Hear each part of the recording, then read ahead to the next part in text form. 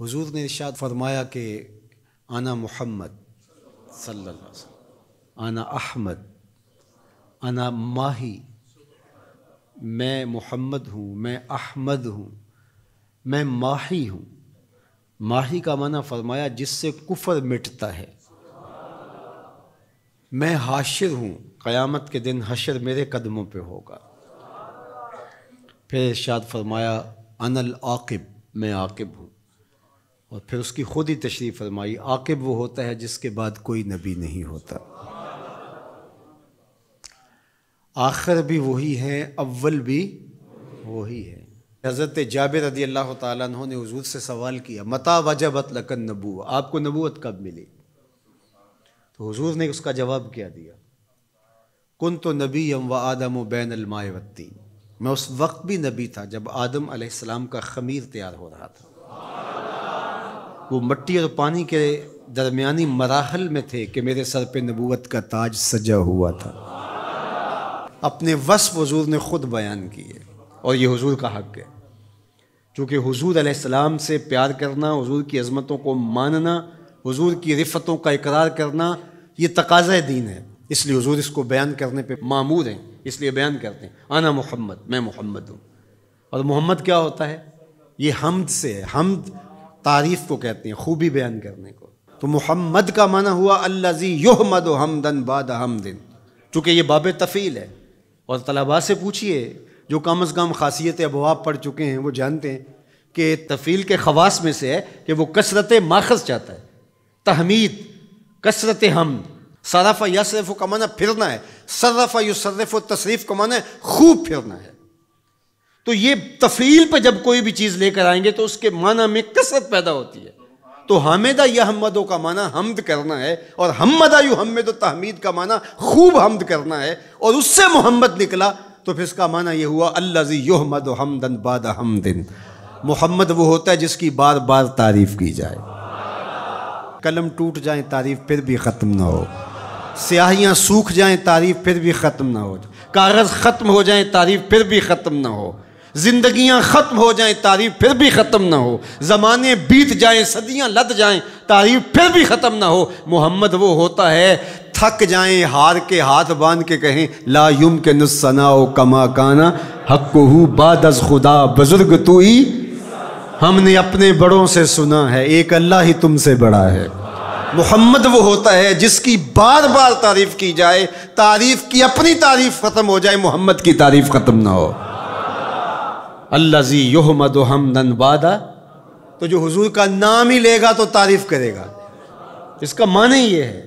اچھا ہم لوگ تو جانتے نہیں ہیں عربی، لیکن عرب تو جانتے تھے کہ محمد کا معنی کیا ہے۔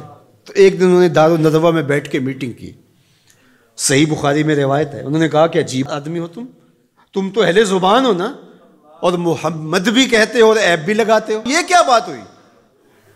انہوں نے کہا یار بات تو ٹھیک ہے، کہا پھر ایک کام کرو، یا محمد کہنا چھوڑ دو یا عیب لگانا چھوڑ دو۔ انہوں نے کہا ٹھیک ہے، ہم عیب لگانا تو نہیں چھوڑیں گے، بغض تھا، بھرا ہوا تھا نس نس میں۔ کہا ہم نام بدل لیتے ہیں۔ جی بدل لیں، کیا بدلیں گے؟ کہا مزمم رکھ لیتے ہیں، معاذ اللہ۔ تو جس طرح باب تفعیل پہ محمد ہے حمد سے، اس طرح باب تفعیل سے ہی مزمم آتا ہے، اور یہ مذمت سے ہے۔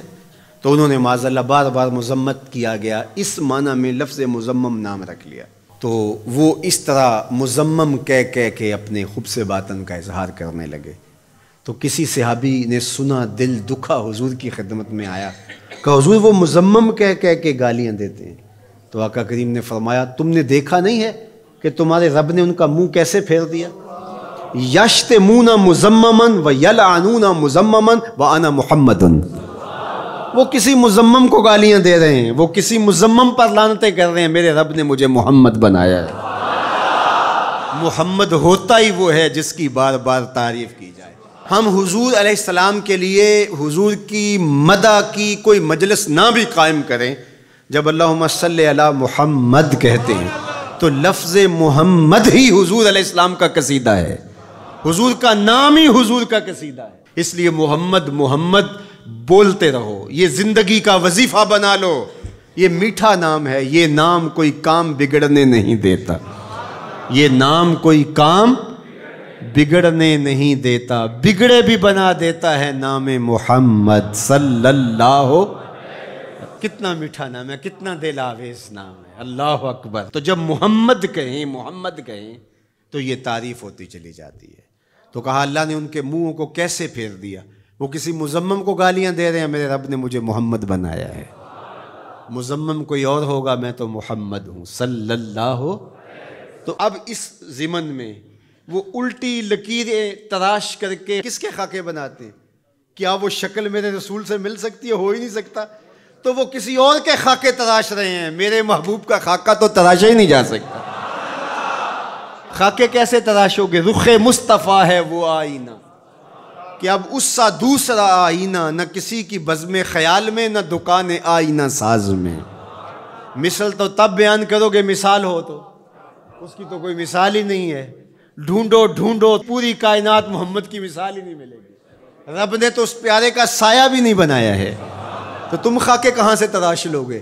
تم کسی مذمم کی بات کر رہے ہو، محمد ہے، محمد ہے۔ محمد کے خاکے تراشے نہیں جا سکتے، محمد کی شبیہ بنائی نہیں جا سکتی۔ رب نے کائنات میں ایک ہی محمد بنایا ہے، مثل او در عالم مقام متصور نیز، اس کی مثل بزم عالم میں ممکن ہی نہیں ہے۔ خدا نے وہ سچا ہی پن چھڑیا ہے جدے وچ محمد نو ٹالیا سی۔ حسینہ جمیلاں دا منہ موڑ دیتا، محمد بنا کے قلم توڑ دیتا۔ یہ کس کی لکیریں تراش رہے ہیں؟ یہ کس کے خاکے بنا رہے ہیں؟ میرے محمد کو رب نے بے مثال بنایا ہے۔